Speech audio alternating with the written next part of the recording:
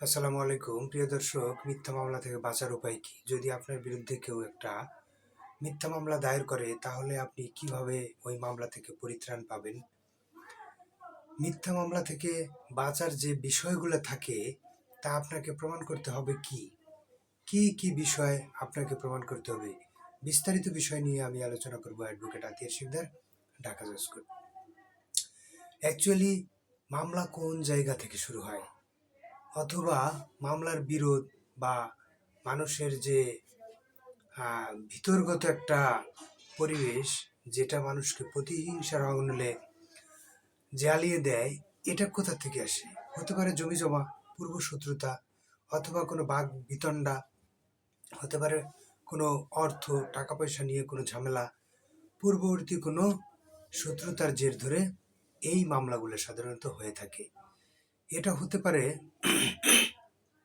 যখন আপনি কোনো একটা অকারেন্স পূর্বে করে রাখছেন, সেটা মনের ভিতরে একজন পুষে রাখছে, এর কারণেও কোনো একটা মামলার উৎপত্তি হতে পারে।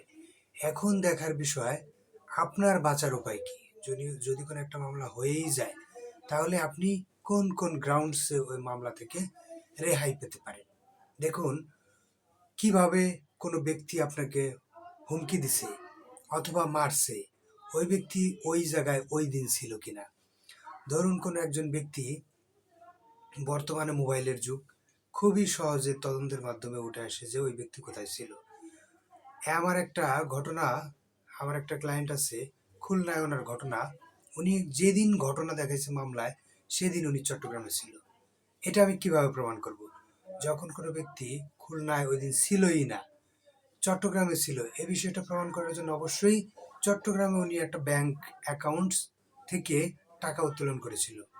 যদি ওই দিনকার ওই ব্যাংক স্টেটমেন্টটা ওইখান থেকে উঠানো হয়, তাহলে কিন্তু উনি একটা প্রমাণ সংগ্রহ অলরেডি করে ফেললো। তো এটুকু কি যথেষ্ট না?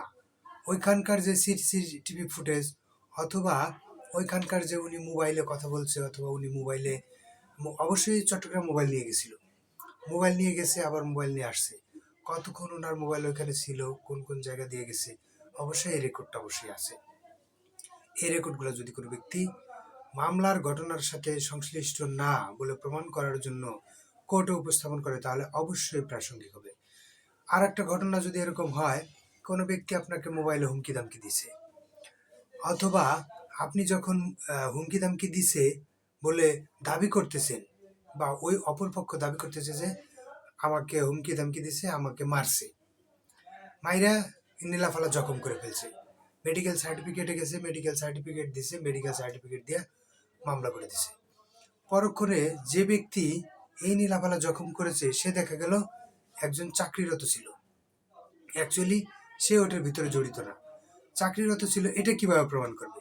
অবশ্যই সাইন করা লাগছে হাজিরা খাতায়। ওনার যে ডিউটিরত ছিল, ওনার ওই অফিসে কেউ না কেউ দেখছে, অথবা সিসিটিভি ফুটেজ ছিল। যদি সিসিটিভি ফুটেজও না থাকে, ওনার মোবাইল যেখানে মারছে সেখানে যায় নাই, এই বিষয়গুলো যদি ওই ব্যক্তি প্রমাণ করতে পারে, তাহলেই তার দ্বারা প্রমাণিত হয় যে সে এই ঘটনার সাথে জড়িত না। অতএব কোনো ব্যক্তিকে যদি মিথ্যা মামলায় বর্তমানে ফাঁসানো সম্ভাবনা কেউ করে বা ফাঁসানোর ইচ্ছা পোষণ করে, তাহলে সুনির্দিষ্ট প্রমাণ ছাড়া কোনো ব্যক্তি যদি এই কাজগুলাতে অটল না থাকে, সুনির্দিষ্ট প্রমাণ সংগ্রহ না করে যদি মামলা করে, তাহলে তার বিপদ আছে। অর্থাৎ কেউ যদি মিথ্যা মামলা করেই বাঁচার জন্য চেষ্টা করে, তাহলে সে বাঁচতে পারবে না। মিথ্যা মামলা করলে তার বিরুদ্ধেও আরেকটা মামলা করে তাকে ফাঁসানো যাবে এবং তাকে জেল খাটানো যাবে, কারণ মিথ্যা মামলার শাস্তি আরো বেশি। যদি কোনো ব্যক্তিকে এরকম হয়রানি করা হয়, তাহলে সে ক্ষতিপূরণ সহ শাস্তি পাওয়ার সম্ভাবনা অনেক জোরালো। যতটুকু বিষয় নিয়ে কথা বললাম, দেখা যায় তার ভিতরেও যদি কোনো জানার বিষয় থাকে, আমাকে জানাতে পারেন, আমি জানানোর চেষ্টা করবো। সবাইকে ধন্যবাদ। আজকের মতো এ পর্যন্তই। আসসালামু আলাইকুম।